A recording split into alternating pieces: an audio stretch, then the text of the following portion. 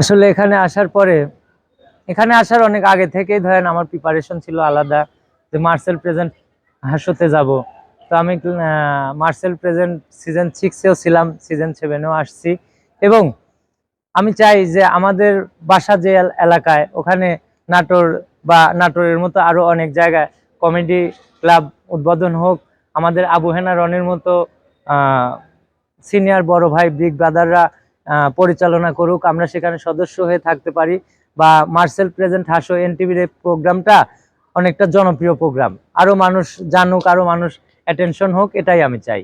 বা আমার এন্টারটেইন দেখে আরো মানুষ একটু আনন্দিত হোক, এটাই আমার চাওয়া।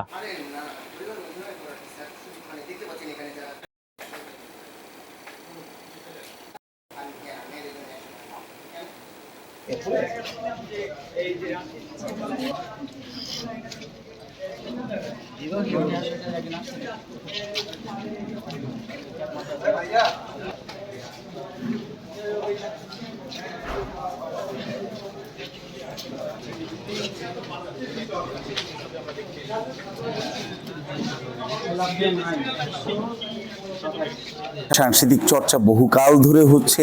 এখানকার যে মানুষ তারা অনেক বেশি সংস্কৃতির সঙ্গে যুক্ত। তো আমরা রাজশাহী করব না, এটা তো হতেই পারে না। এটা একটা বিষয়। আর একটি হচ্ছে যে যে কোনো কিছুর নতুন কোনো কিছু যদি আমরা চাই, কোনো পরিবর্তন যদি চাই, সো পরিবর্তনটা আসে তরুণদের হাত ধরেই। কারণ তরুণরাই আমাদেরকে সবসময় নতুন একটি দিক আমাদেরকে দেখায়। সুতরাং আমাদের এবারের হাসো সিজন 7, মার্সেল প্রেজেন্টস হাসো সিজন 7, এটির মূল এবার আমাদের একটি উদ্দেশ্য যে তরুণদেরকে আমাদের এই অনুষ্ঠানের সঙ্গে যত বেশি সংযুক্ত করা যাবে, তত আমরা মনে করব যে আমাদের সার্থকতা তৈরি হবে। তরুণরা দেশকে হাসাবে, তরুণরা দেশের মানুষকে হাসাবে, তরুণরাই দেশের মানুষের হার্টকে ভালো রাখবে। এই জন্যই আমাদের মার্সেল প্রেজেন্ট হাসো। আপনার নাম পরিচয়। ইয়াং যারা ট্যালেন্টেড ছেলে মেয়ে আছে, হ্যাঁ, আমাদের ইয়াং জেনারেশন হচ্ছে জেনারেশন জেড বা জেনজি আমরা যাকে বলি। তো জেনজিদের নিয়ে আমাদের পরিকল্পনা যে ওনারা আমাদের সাথে থাকুক, মার্সেল হাসোর সাথে থাকুক, যেন আরও বেশি কমেডি চর্চা হোক। মানে আমাদের দেশে আসলে কমেডির চর্চাটা, প্রপার কমেডি চর্চাটা হয় না, যেটা আসলে স্ট্যান্ড আপ কমেডিয়ান যে ওয়ার্ডটা, মানে স্ট্যান্ড আপ কমেডিয়ান খুঁজে নিয়ে আসাটাই হচ্ছে আমাদের কাজ।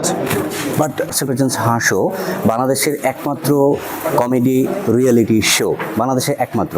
তো সেক্ষেত্রে আমি বলবো এটা একটা ট্যালেন্ট হান্ট প্রোগ্রাম। এই ট্যালেন্ট হান্ট প্রোগ্রামের মাধ্যমে সারা দেশের যে মেধাবী ইন্টেলিজেন্ট কমেডিয়ানরা রয়েছে তাদেরকে আমরা চুজ করে নিয়ে আসি এবং তাদেরকে একটা সুন্দর একটা প্ল্যাটফর্ম দেওয়ার চেষ্টা করছি এর মাধ্যমে, যাতে তারা নিজেদেরকে বিকাশ করতে পারেন, নিজেদের মননশীলতা এবং সৃজনশীলতা যাতে তারা বিকাশ করতে পারেন এই প্রোগ্রামের মাধ্যমে। আমরা সেটাই চেষ্টা করছি। একটা উদাহরণ,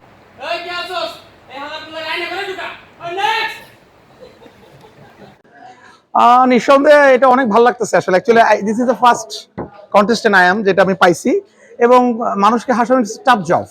তো দেখি সামনে কতদূর যাওয়া যায়।